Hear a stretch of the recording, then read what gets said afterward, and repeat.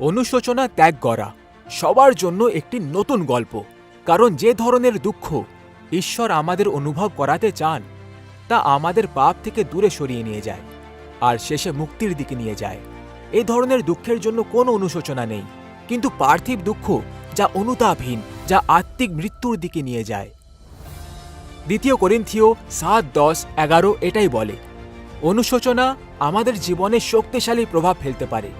অনুশোচনাকে আঁকড়ে ধরাটা খুবই সহজ, যেমন কি অতীতের ভুল বা হারানোর সুযোগ, ক্ষতি এবং কখনো কখনো খারাপ সিদ্ধান্তের কারণেও। একবার একজন সাংবাদিক মানুষকে তাদের সবচেয়ে বড় অনুশোচনার কথা বলতে বলেছিলেন। উত্তরগুলো নানা রকম ছিল। কেউ কিছু করার সুযোগ হারানোর জন্য আফসোস করেছেন, যেমন মৃত্যুর আগে বাবা মায়ের সাথে দেখা না করতে পারা, বা যৌন নির্যাতনের বিরুদ্ধে না বলতে পারা, বা এমন একটি ভুল যা একটি শিশুর মৃত্যুর কারণ হয়েছে।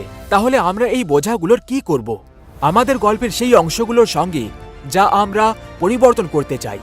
আমাদের মধ্যে বেশিরভাগ মানুষই একটি বিকল্প বাস্তবতার কল্পনায় আটকে থাকে, ভিন্ন জীবনের জন্য আকুল হয়ে যায়। আবার অনেকে এমনও আছে যারা ব্যর্থতার কারণে নিজেকে যোগ্য মনে করেন না।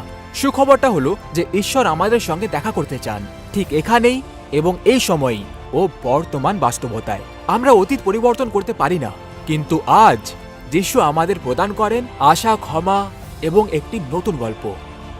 শাস্ত্র বলে, যে ধরনের দুঃখ ঈশ্বর আমাদের অনুভব করাতে চান তা আমাদের পাপ থেকে দূরে সরিয়ে নিয়ে যায় আর শেষে মুক্তির দিকে নিয়ে যায়।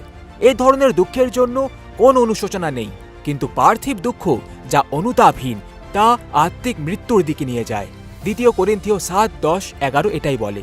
বাইবেলের 2 করিন্থীয় বইটি এটাই ব্যাখ্যা করে যে ঈশ্বরীয় দুঃখ আমাদের পাপ ও ভুল সম্পর্কে গভীর অনুশোচনার দিকে নিয়ে যায়, যা পরিবর্তন আনার ও ভুল শোধরানোর আকাঙ্ক্ষা জাগিয়ে তোলে। তবে এটা আমাদেরকে হতাশা দেওয়ার জন্য নয়।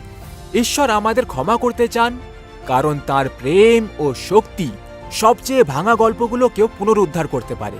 যখন আমরা পাপ থেকে ফিরে আসি এবং আমাদের সচেতন বা অসচেতন করা ভুলগুলো তার হাতে সমর্পণ করি, তখনই নতুন আশা আমাদের জীবনে আসে। তাই যদি তুমি অনুশোচনা ও হতাশার চক্রে আটকে থাকো, আজই তোমার গল্প যিশুর কাছে নিয়ে যাও।